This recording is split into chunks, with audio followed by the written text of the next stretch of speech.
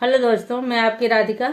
आप लोग कैसे हैं? आशा करती हूँ आप लोग अच्छे होंगे, स्वस्थ होंगे, मस्त होंगे। आज एक बेटी विवाह गीत लेके आई हूँ। देख लिए, बेटी बहन के घर भी शादी है, भैया के घर भी शादी है। भैया दावत लेके आए हैं बहन के यहाँ, तो बहन क्या कह रही है भैया से। बड़ा ही सुंदर गीत है बहन भाई का, आप लोग सुनिए। हम लोग बहन भाई भी हैं, तो गीत सुनना भी जरूरी है, तो सुनिए आप।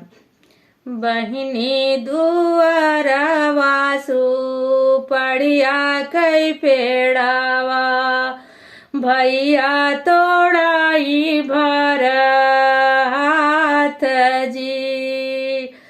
लैना लेती हूँ बहिनी हमारी सुपड़िया, हमारे घर पड़ा लावी या जी।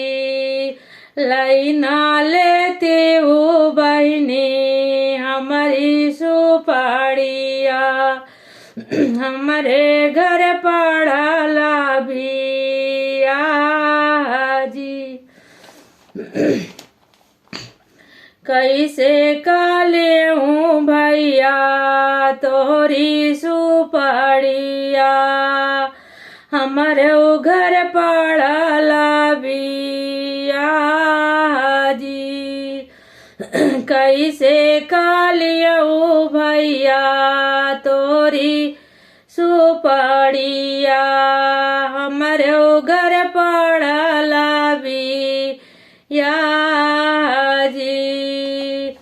तोहरे घर बाटे भैया दुई जी के चांदावा, हमारे घर चाऊथ के चांद जी। तोहरे घर बाटे भैया दुई जी के चांदावा, हमारे घर चाऊथी के चांद जी। यतनी बचन सुने भैया कमाने, रामा घोड़वा पे भाए आस वार जी। यतनी बचन सुने भैया कमाने, राम घोड़वा पे भाए आस वार जी।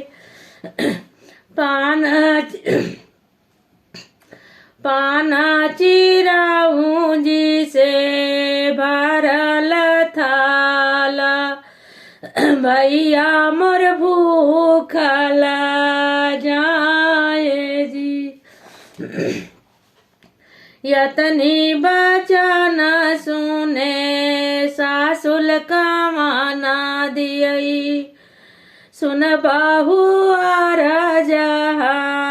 मार जी। यतनी बचन सुने सासुल कमाना दियई, सुनि बाहु मार जी।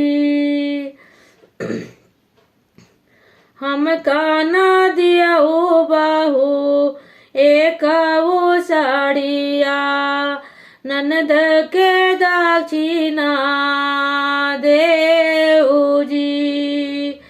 कैसे काया ही बहुआ मोरे भैया का भी जलू, भेज दी हो तो